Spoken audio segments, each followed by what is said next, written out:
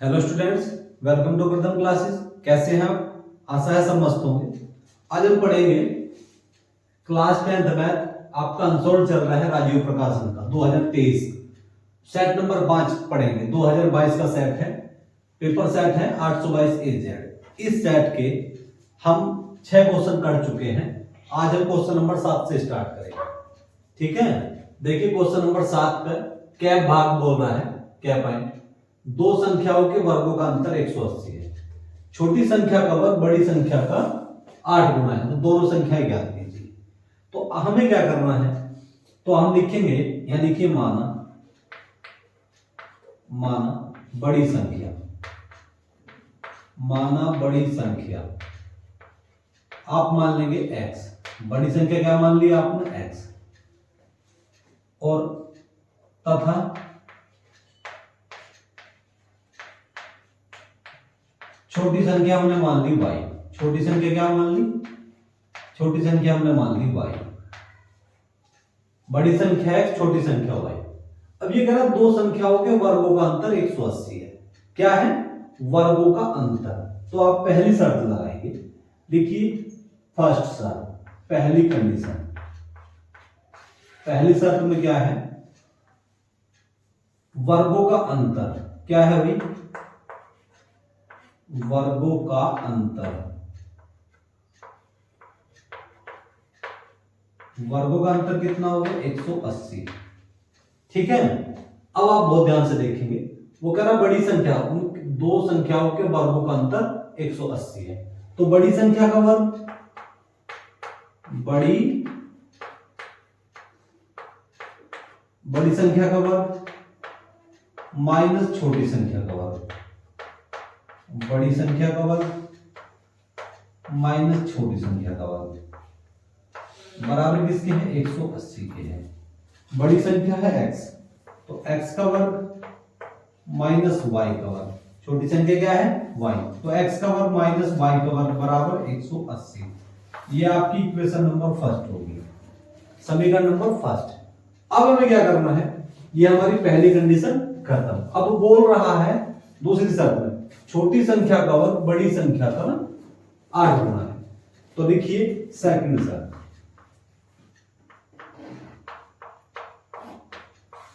Second शर्त में क्या है?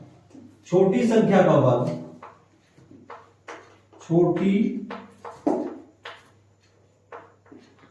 संख्या का वर्ग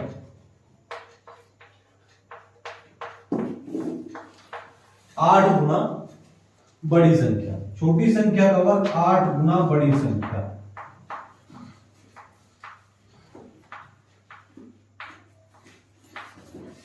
छोटी संख्या का वर्ग 8 गुना बड़ी संख्या।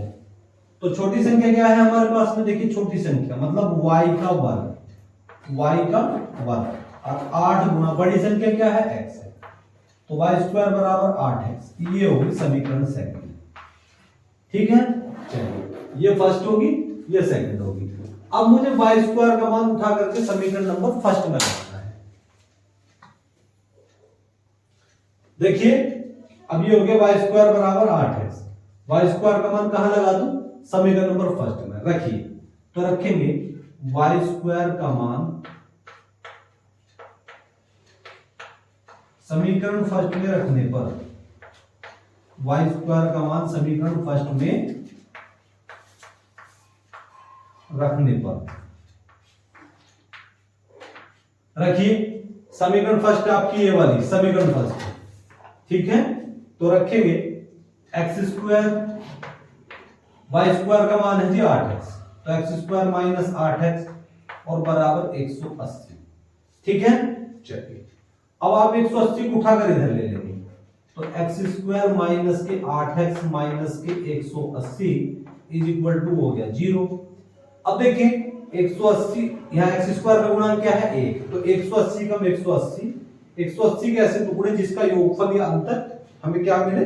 -8। तो हम लिखेंगे x² माइनस 18 दाम होता है 180। 18 में से यदि मैं 10 घटा दूं तो 8 बचेगा। अब ये हो गया x और माइनस के 180 बराबर 0।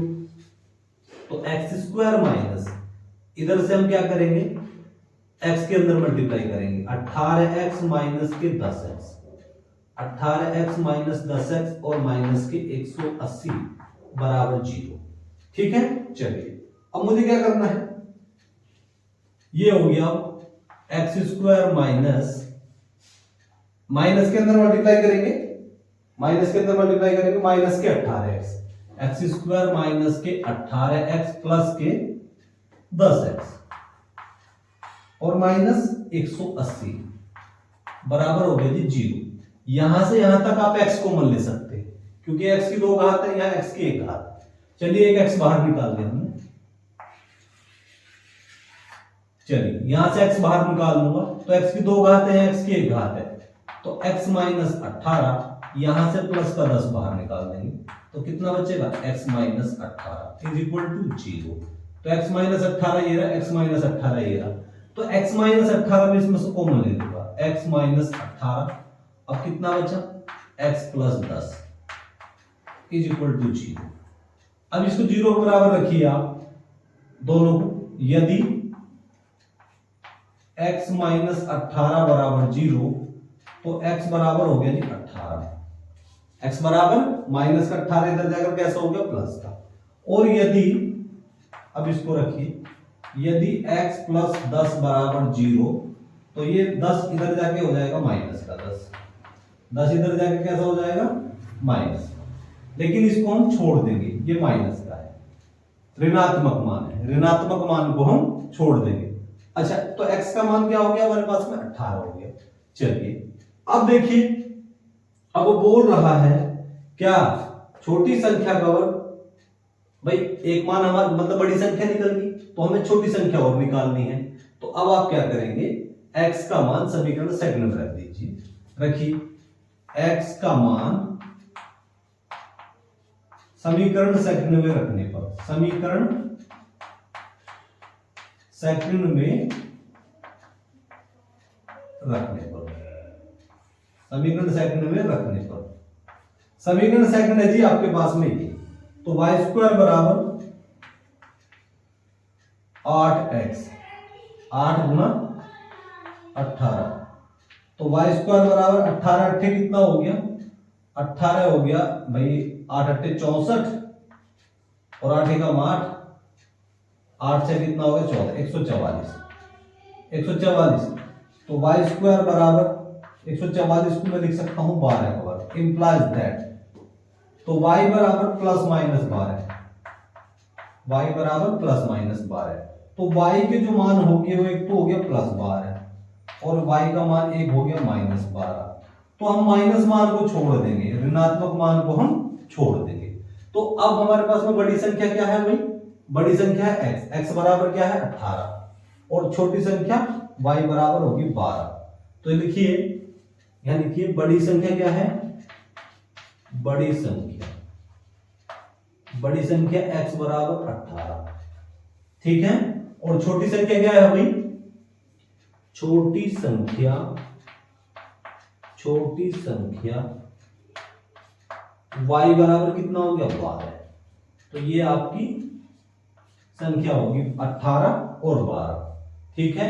यदि आप इन दोनों का क्या करेंगे, देखिए आप अपने उत्तर की जांच इस तरह करेंगे, 18 का वर्ग हो गया 324 और 12 का वर्ग 144, तो 324 में से आप 144 घटा देंगे तो कितना बचेगा, 180 बचेगा, मतलब हमारा आंसर ठीक हो जाएगा, ठीक है। इस तरह से अब देखिए 7 के क में अथवा में क्वेश्चन दिया है, निम्नलिखित समीकरणों के युग्म को हल कीजिए।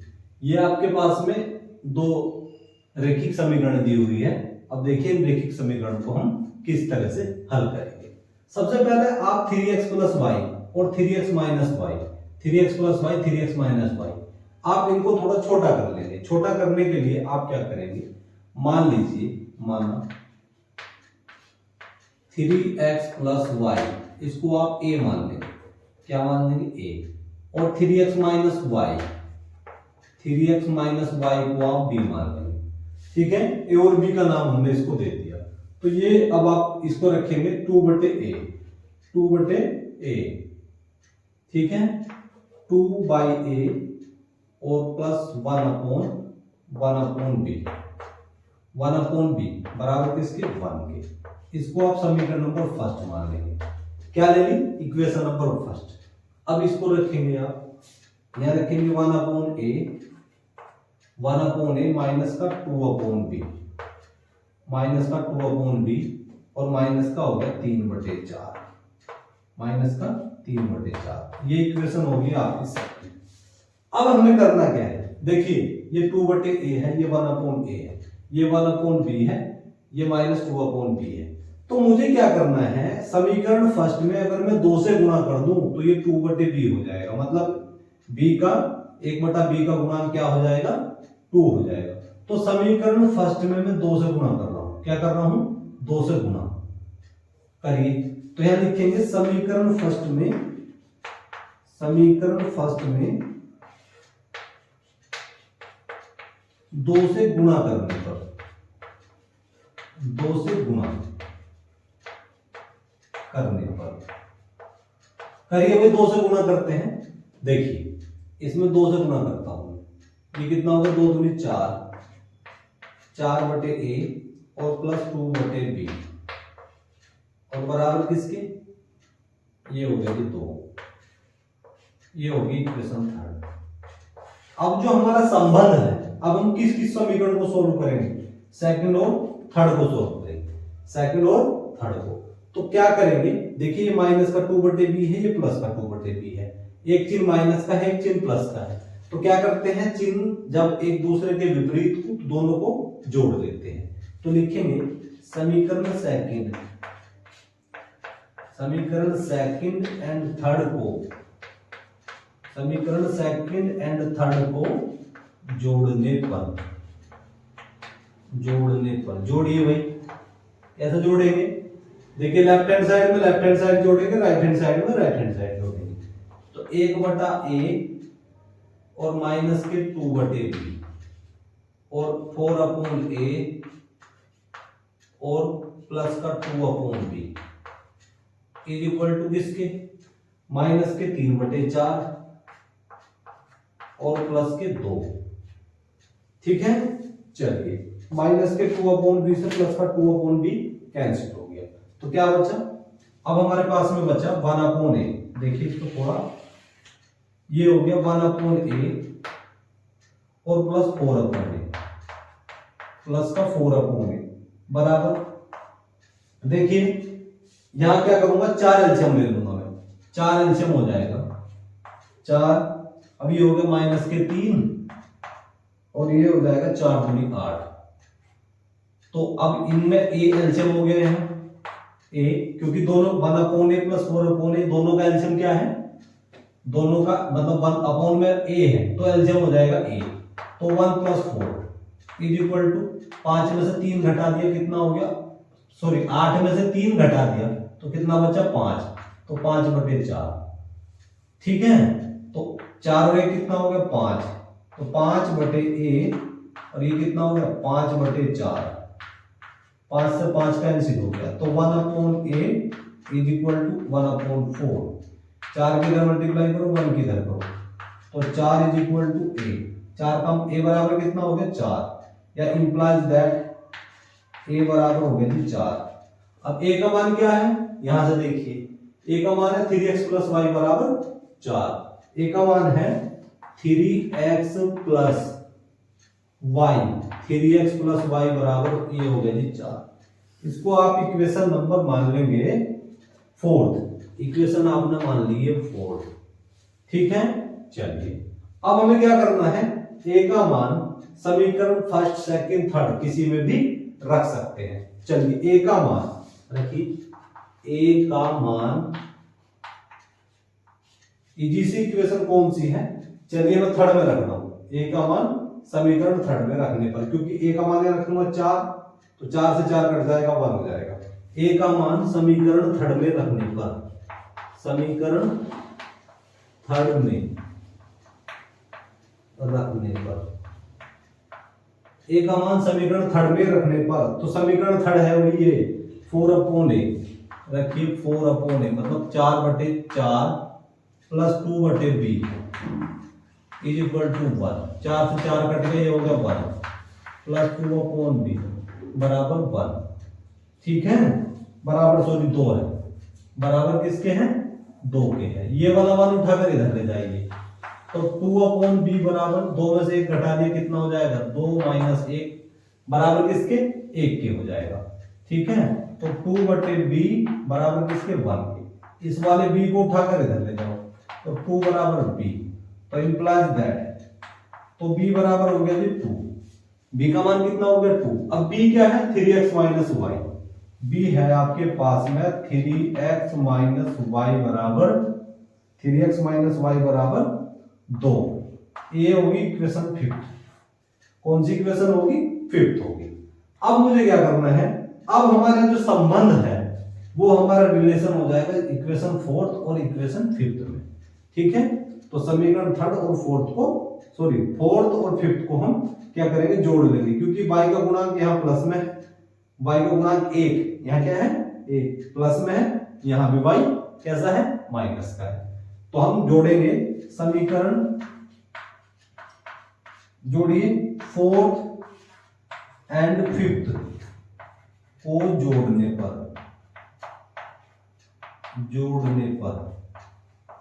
जोड़िए भाई, ये हो गया 3x + y, 3x + y और 3x - y, 4 + 2, 4 + 2, देखिए y से y कैंसिल हो गया, 3x और 3x कितना होगा, 6x, 6x बराबर 6, तो x बराबर हो गया जी 1, x का मान क्या हो गया, 1 हो गया। अब मुझे क्या करना है, देखिए x का मान आप किसी भी इक्वेशन में लगा देंगे, चाहे आप 4th में लगा दीजिए, चाहे 5th में लगा दीजिए। थोड़ा मुझे देखिए, मैं इधर ही कर रहा हूं कहीं को, तो यहां रखेंगे आप, यहां देखिए आप, यहां कर रहा हूं, यहां रखिए x का मान समीकरण रख ले वही 4th में रख लीजिए, 4th में रखने पर x का मान समीकरण 4th में रखने पर x का मान क्या है भाई, 3 × 1 और प्लस y बराबर 4, तो ये होगा 3 + y बराबर 4, ये 3 उठाकर इधर ले जाओ, y = 4 - 3, तो y का मान कितना हो गया, 1, y का मान कितना हो गया, 1, तो x का मान 1 और y का मान 1। थोड़ा भाई जगह कम होने की वजह से कोऑपरेट करना पड़ेगा आपको, ये x का मान हो गया, x का मान कहां रख दिया, समीकरण 4th में रख दिया, तो x का मान 1 और y का मान 1, आप इस तरह से इसको करें, ठीक है। अब हम 7 का 6 पॉइंट देखेंगे। दिया है एक ठोस शंकु के आकार का है, जो एक समान त्रिज्या के अर्धगोले पर अध्यारोपित है। यदि अर्धगोले का वक्रपृष्ठ तथा शंकु का वक्रपृष्ठ समान हो, तो शंकु की त्रिज्या और ऊंचाई का अनुपात ज्ञात कीजिए। मतलब अब देखिए इसमें क्या दिया है एक ठोस शंकु के आकार का है, ठोस जो है शंकु के आकार का है, जो एक समान त्रिज्या के अर्धगोले पर अध्यारोपित है। तो मानना लिखेंगे, माना देखिए अर्धगोले, माना अर्धगोले तथा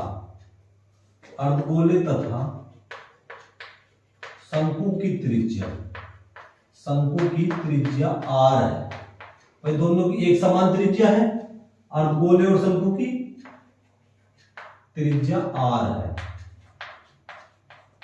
ठीक है। माना अर्धगोले तथा शंकु की त्रिज्या r है तथा शंकु की ऊंचाई h है। शंकु की ऊंचाई कितनी है, शंकु की ऊंचाई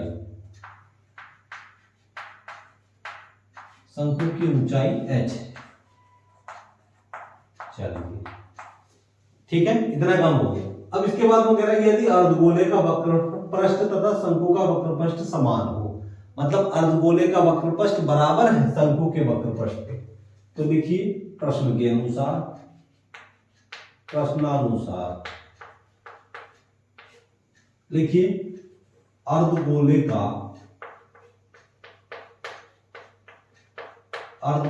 वक्रपृष्ठ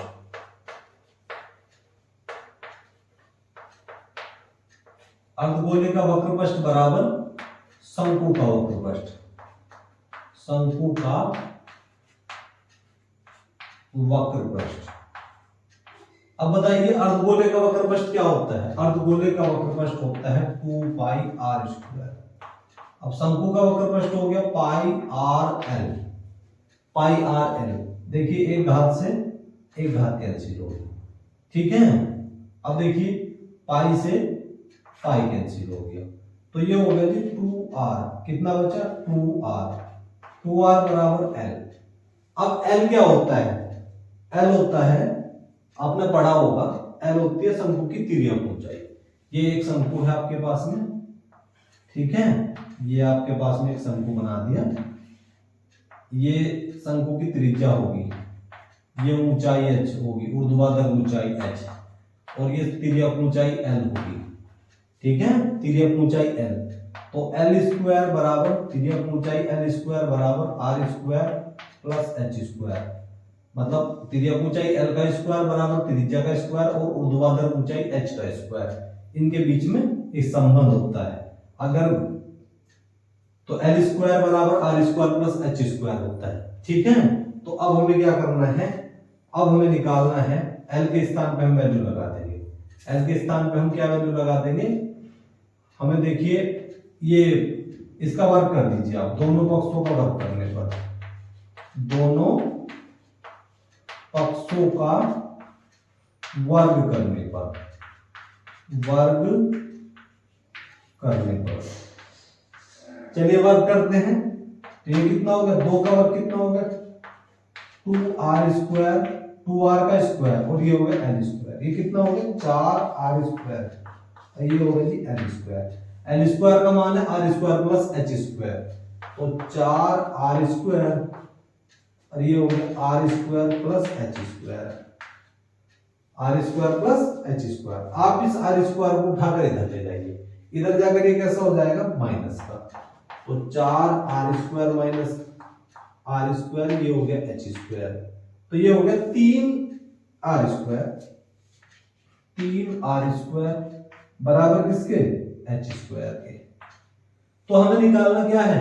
हमें निकालना है शंकु की त्रिज्या, शंकु की त्रिज्या और ऊंचाई का अनुपात, मतलब r अपॉन h। तो आप h स्क्वायर इसके नीचे ले लेंगे, r स्क्वायर बटे h स्क्वायर बराबर किसके? 1/3, ये हो गया 1/3। अब आप क्या करेंगे?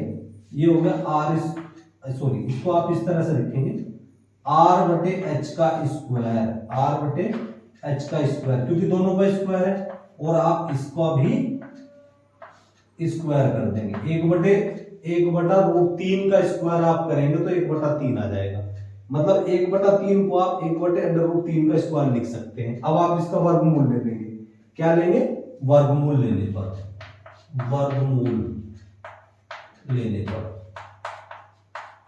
वर्गमूल लेंगे तो ये हो गया जी r अपॉन h 1/√3, तो r अनुपात h 1/√3, ये हो गया त्रिज्या और ऊंचाई का अनुपात, 1/√3 इसका आंसर हो जाएगा, ठीक है। आप इसको इस तरह करेंगे। अब हम देखेंगे 7 के ख में अथवा में दिया है 12 सेंटीमीटर, 16 सेंटीमीटर तथा 20 सेंटीमीटर व्यास वाले धातु के 3 ठोस गोलों को पिघलाकर एक ठोस गोला बनाया जाता है। इस ठोस गोले का व्यास ज्ञात करना है। देखिए हमारे पास में 3 गोले हैं, 1 गोला, 2 गोला, 3 गोला। इन तीनों गोलों को पिघलाकर, ये हमने पिघला दिया, क्या किया? पिघलाकर, तीनों को पिघला करके क्या किया? एक ठोस गोला बना दिया, एक ठोस गोला, ठीक है, ठोस गोला। तो इस ठोस गोले का व्यास निकालना है। क्या निकालना है? इस ठोस गोले का व्यास निकालना है। देखिए हम किस तरह से करेंगे इसको। आपको दिया है 12 सेंटीमीटर, 16 सेंटीमीटर तथा 20 सेंटीमीटर व्यास वाले धातु के 3 ठोस गोलों को पिघलाकर क्या दिया है? व्यास दिया है। तो आप इसको इस तरह करेंगे। तो लिखिए पहले गोले का व्यास, पहले गोले का व्यास, पहले गोले का व्यास। व्यास को रिप्रेजेंट करते हैं आप, देखिए व्यास जो होता है, व्यास बराबर होता है 2 गुना त्रिज्या। व्यास बराबर 2 गुना त्रिज्या। व्यास को डायमीटर लिखते हैं, व्यास बराबर, व्यास मतलब d is equal to 2r, त्रिज्या होती है रेडियस। ठीक है, अब 3 गोले दिए हैं तो इसको हम मान लेंगे 2r1।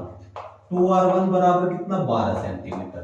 तो इंप्लाइज दैट देखिए 2 से 12 को काटूंगा, r1 बराबर हो जाएगा 6 सेंटीमीटर। r1 बराबर कितना, 6 सेंटीमीटर। ठीक है, अब पहले गोले का व्यास हो गया, अब निकाल लेंगे आप दूसरे गोले का व्यास। दूसरे गोले का व्यास, दूसरे गोले का व्यास क्या हो जाएगा, 2r2।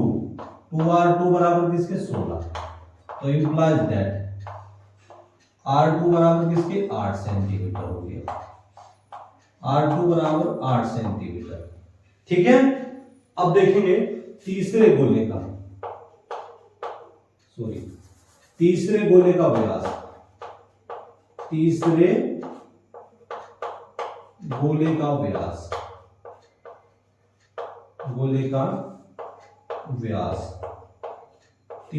व्यास हो जाएगा 2r3 बराबर किसके, 20 के।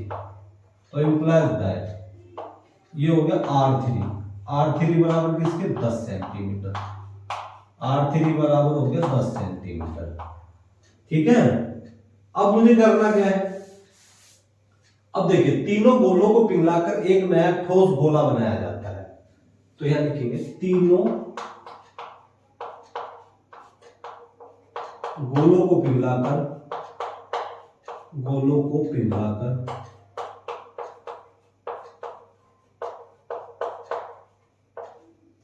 तीनों गोलों को पिघलाकर एक ठोस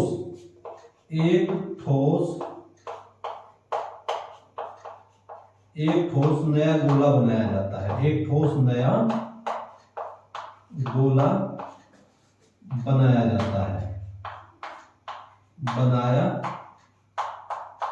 जाता है, ठीक है। माना, या लिखिए माना नए गोले की त्रिज्या r है। माना नए गोले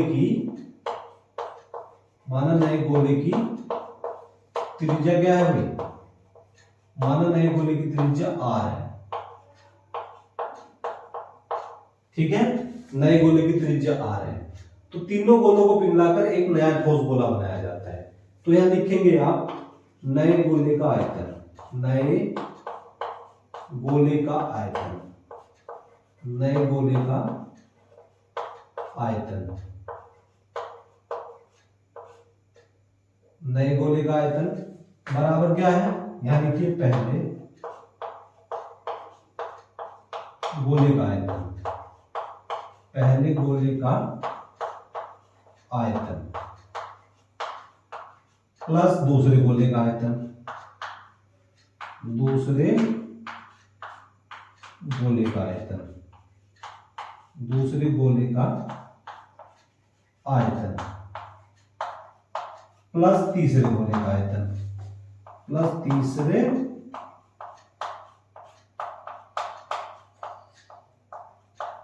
गोले का आयतन, तीसरे गोले का आयतन। ठीक है, चलिए तो नए गोले का आयतन कितना हो गया भाई, तो 4/3 पाई r3।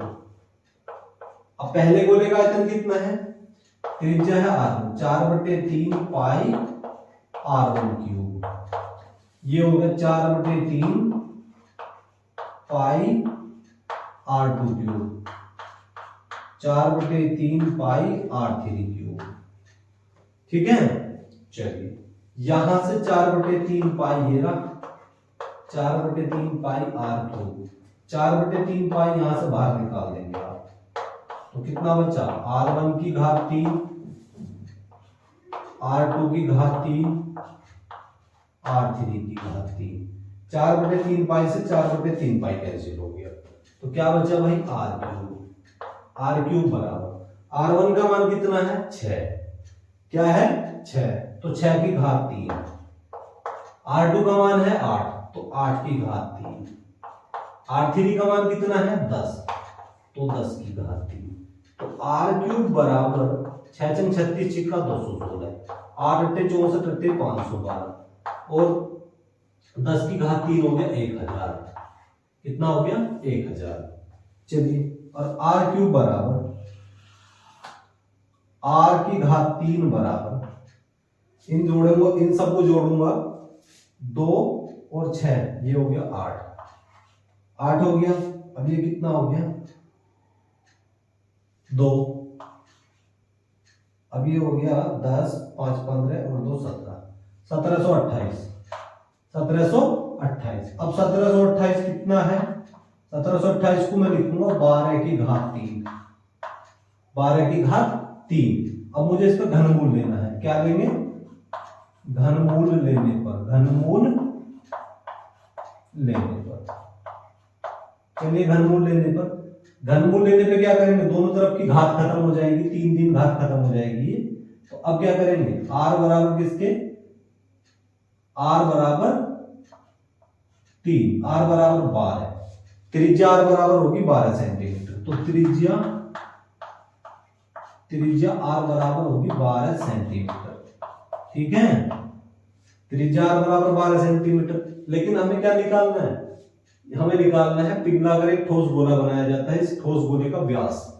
तो यहां लिखेंगे ठोस गोले का व्यास, लिखेंगे व्यास बराबर, अब व्यास क्या होता है, व्यास होता है 2 गुना त्रिज्या, व्यास होता है 2 गुना त्रिज्या। तो देखिए 2 गुना 12, 2 गुना 12 बराबर 24 सेंटीमीटर। कितना हो गया 24 सेंटीमीटर। तो यहां लिखेंगे ठोस गोले का व्यास, ठोस गोले का व्यास, ठोस गोले का व्यास कितना हो गया भाई, ये हो गया 24 सेंटीमीटर।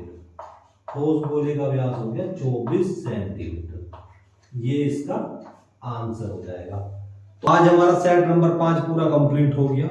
आशा है आपको समझ आया होगा। यदि मेरे द्वारा पढ़ाने में आपको कोई बेनिफिट हो रहा हो तो प्लीज चैनल को लाइक शेयर एंड सब्सक्राइब करें, ताकि हमारी आने वाली वीडियो का नोटिफिकेशन आपको मिलता रहे और आप अपनी अच्छे से बोर्ड एग्जाम की तैयारी करते रहे। और अब आपसे मिलेंगे नेक्स्ट लेक्चर में, तब तक के लिए जय हिंद जय भारत।